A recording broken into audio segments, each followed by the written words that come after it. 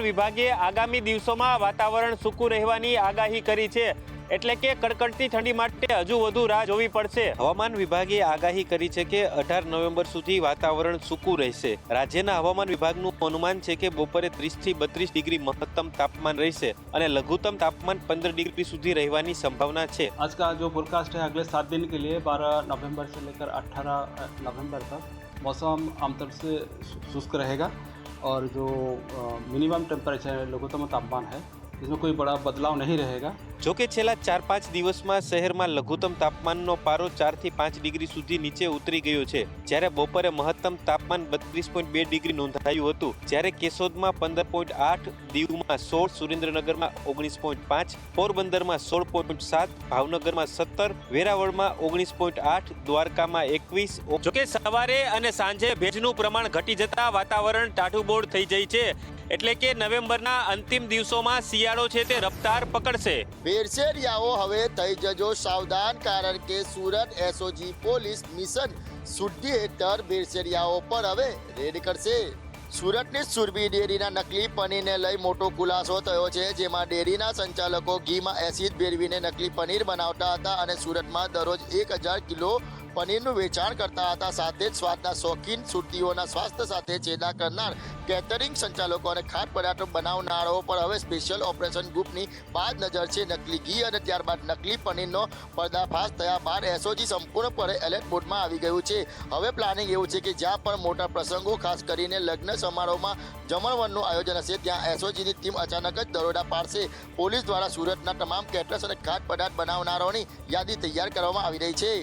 સમગ્ર હોટલ અને કેટરર્સ સંચાલકો માટે આ છેલ્લી તક છે। તેઓ સિસ્ટમ સુધારી લઈ, નહીં તો પોલીસ તેમના પર લાલ આંખ કરીને જેલના સળિયા પાછળ ધકેલી દેશે। કહેવાય છે ને, ભાજપના સ્નેહ મિલન કાર્યક્રમમાં પૂર્વ નાયબ મુખ્યમંત્રી નીતિન પટેલે કડીના વર્તમાન રાજકારણ અને નવા ધારાસભ્ય પર તીખા ચાપખા કર્યા છે।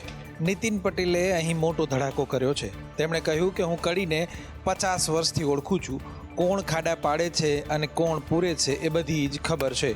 નીતિન પટેલે માત્ર આડકતરી ટિપ્પણીઓ જ નહીં, પરંતુ પોતાનું રાજકીય મૂલ્ય અને નિષ્ઠા પણ રજૂ કરી હતી। તેમણે કહ્યું કે હું સસ્તો રાજકારણી કે મફતિયો રાજકારણી નથી કે જે માત્ર આવે અને મફતનું લઈને જાય। નીતિન પટેલે એમ પણ કહ્યું કે ક્યારેક આજુબાજુ ખોટી ટોળકીઓ ગોઠવાઈ ગઈ હોય તો બદનામ કરે। હમણાં 2-3 મંત્રીઓના રાજીનામા પણ આપવા પડ્યા છે। નીતિન પટેલે એવું પણ કહ્યું કે જ્યાં સુધી હું કડીમાં છું ત્યાં સુધી કંઈ જ ખોટું નહીં થાય, અને હસતા હસતા એવું પણ બોલ્યા કે હું બોલું તો ઘણાને તકલીફ પણ પડે છે, મારે તો બંને બાજુથી તકલીફ જ છે। ભાવનગરમાં જમીન વિવાદમાં ટ્યુશન ક્લાસિક સંચાલક પર જીવલેણ હુમલો કરી લૂંટ ચલાવવામાં આવી હતી। આ ઘટનામાં પોલીસે આરોપીઓની ધરપકડ કરીને રિકન્સ્ટ્રક્શન કર્યું છે। ભાવનગરમાં અસામાજિક તત્વો બેફામ બન્યા છે, જેને લઈને પોલીસે કાર્યવાહી કરી છે। ટ્યુશન ક્લાસીસ ચલાવતા શખ્સ પર જૂની અદાવત અને જમીન વિવાદના કારણે જીવલેણ હુમલો કરી કેટલાક શખ્સોએ લૂંટ ચલાવી હતી, જેમાં ભોગ બનનાર શખ્સે 3 શખ્સો સામે ફરિયાદ નોંધાવી હતી। પોલીસે ફરિયાદના આધારે 3 શખ્સોને ઝડપી લઈ ઘટના સ્થળે લાવી રિકન્સ્ટ્રક્શન કરવામાં આવ્યું હતું। ભાવનગર પોલીસે લૂંટ અને મારામારીના આરોપીઓને જાહેરમાં સરઘસ કાઢી કાયદાનું ભાન કરાવ્યું હતું। પોલીસે અસામાજિક તત્વોને સીધો સંદેશ આપ્યો છે કે કાયદામાં રહેશો તો ફાયદામાં રહેશો। લથડાતા પગે ચાલી રહેલા આરોપીઓને જોઈને લાગી રહ્યું છે કે પોલીસે આરોપીઓની સારી એવી સરભરા કરી છે। દિલ્હી બ્લાસ્ટ બાદ ગુજરાતમાં હાઈ એલર્ટની વાસ્તવિકતા સામે આવી છે। સંદેશ ન્યૂઝના રિયાલિટી ચેકમાં સુરક્ષામાં છીંડા જોવા મળ્યા છે। દિલ્હી બોમ્બ બ્લાસ્ટ બાદ રાજ્ય પોલીસ વડાએ ગુજરાતમાં હાઈ એલર્ટ આપી દીધું છે અને ગુજરાતના તમામ મોટા મંદિરો, આંતરરાજ્ય, આંતરજિલ્લા ચેકપોસ્ટો ખાતે સઘન ચેકિંગ હાથ ધરવા પણ આદેશ આપી દીધા છે।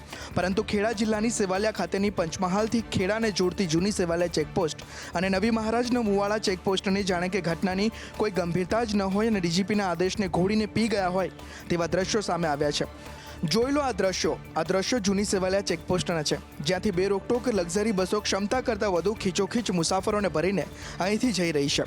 બેફામ નંબર પ્લેટ વગરના ઓવરલોડ ડમ્પર ખનીજની ચોરી કરીને પસાર થઈ રહ્યા છે, તેમજ ટ્રેક્ટરમાં પણ જોખમી રીતે મુસાફરોને બેસાડીને ચેકપોસ્ટ પરથી નીકળી રહ્યું છે, પરંતુ કોઈ પણ પોલીસ જવાન આ વાહનોને રોકીને સઘન ચેકિંગ નથી કરી રહ્યા।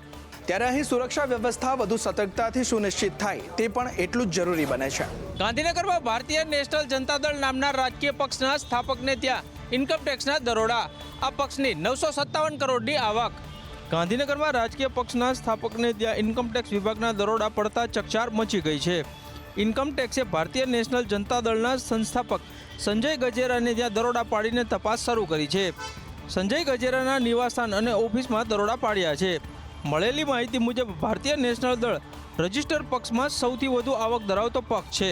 ઇન્કમટેક્સ વિભાગે સંજય ગજેરાના ડ્રાઈવરના નિવાસસ્થાને પણ દરોડા પાડ્યા છે અને તપાસ શરૂ કરી છે. પક્ષના દસ્તાવેજો, બેંક ખાતા તથા સંજય ગજેરાના બેંક ખાતાઓની તપાસ કરવામાં આવી રહી છે. પક્ષની બેનામી આવકનો સ્ત્રોત જાણવા માટે દરોડા પડ્યા હોવાનું જાણવા મળે છે. ગાંધીનગર સહિત ગુજરાતના 24 સ્થળો પર રાજકીય દાનના નામે કાળા ધોળા કરનાર પર તવાઈ બોલાવાઈ છે. આ રેડ દરમિયાન કરોડોના નાણાકીય વ્યવહાર અને ટેક્સ ચોરીનો ખુલાસો થઈ શકે છે. મધ્ય ગુજરાતની સૌથી મોટી સરકારી હોસ્પિટલ એસએસજી હોસ્પિટલમાં વર્ગ 4 અને સિક્યુરિટી કર્મચારીઓની અછત છે, જેને લઈને હોસ્પિટલના સુપ્રિન્ટેન્ડન્ટે રાજ્ય સરકારમાં કર્મચારીઓની ભરતી માટે રજૂઆત કરી છે. વડોદરાની એસએસજી હોસ્પિટલમાં વર્ગ 4ના અને સિક્યુરિટી કર્મચારીઓની અછતને લઈ દર્દીઓને હાલાકી ભોગવવાનો વારો આવ્યો છે. ત્યારે હોસ્પિટલના સુપ્રિન્ટેન્ડન્ટે કર્મચારીઓની ભરતી કરવા રાજ્ય સરકારમાં રજૂઆત કરી છે. નોંધનીય છે કે સયાજી હોસ્પિટલમાં કુલ 900 સર્વન્ટની જરૂરિયાત છે, જ્યારે હાલમાં તેની સામે માત્ર 600 સર્વન્ટ ફરજ બજાવે છે. આ 600 સર્વન્ટ 3 શિફ્ટમાં ફરજ બજાવે છે. એમાંથી પણ અમુક રજા પર હોય કે તબિયત ન સારી હોવાથી રજા પર હોય છે, જેથી સર્વન્ટનો અભાવ વારંવાર જોવા મળે છે. પરિણામે દર્દીઓને હાલાકી ભોગવવાનો વારો આવે છે. ત્યારે સુપ્રિન્ટેન્ડન્ટ ડોક્ટર રંજન અય્યરે કર્મચારીઓની ઘટ પૂરવા રાજ્ય સરકાર પાસે માંગ કરી છે. 46 કાયમી કર્મચારીઓ અને 560 જેટલા આઉટસોર્સ કર્મચારીઓ છે, જે અમે આઉટસોર્સ કોન્ટ્રાક્ટર પાસેથી મેળવીએ છીએ. સરકારશ્રીમાં અમારી દરખાસ્ત છે અને માગણી છે કે વર્ગ 4ના કર્મચારીઓમાં ખૂબ જ તંગી પડે છે, એ ત્રુટિ છે. મુખ્યમંત્રી ભૂપેન્દ્ર પટેલે મંત્રીઓને તાકીદે વિશેષ કામો અને પ્રોજેક્ટની વિસ્તૃત સમીક્ષા કરવા માટે સૂચના આપી છે. આ અંગે માહિતી આપતા મંત્રી જીતુ વાઘાણીએ કહ્યું હતું કે આ સૂચનાઓનો મુખ્ય ઉદ્દેશ પ્રોજેક્ટની ગુણવત્તા અને સમયસર પૂર્ણતા સુનિશ્ચિત કરવાનો છે. મુખ્યમંત્રીએ ભારપૂર્વક જણાવ્યું છે કે કામોની ગુણવત્તામાં કોઈ બાંધછોડ ચલાવી નહીં લેવાય. જો કોઈ વ્યક્તિ કે અધિકારી જવાબદાર જણાશે અને બેદરકારી દાખવશે તો તેમની સામે કડક પગલાં લેવા માટે પણ સૂચનાઓ આપવામાં આવી છે. અઠવાડિયામાં 2 દિવસ સોમ અને મંગળવાર આવશ્યક ન હોય ત્યાં સુધી મીટિંગ ન બોલાવીને હાજર રહેવાનું પણ સૂચનાઓ, ક્યારેક કોઈ સંજોગો સાથે કોઈ કાર્યક્રમો અથવા કોઈ બાબત હોય તો માનનીય મુખ્યમંત્રીશ્રીના ધ્યાને મૂકીને. આ ઉપરાંત ચોમાસાને કારણે ક્ષતિગ્રસ્ત થયેલા રસ્તાઓની સ્થિતિની પણ સમીક્ષા કરવા માટે મંત્રીઓને કહેવામાં આવ્યું છે, જેથી સમારકામ ઝડપથી થઈ શકે અને વિકાસ કાર્યોની ગતિ જાળવી શકાય.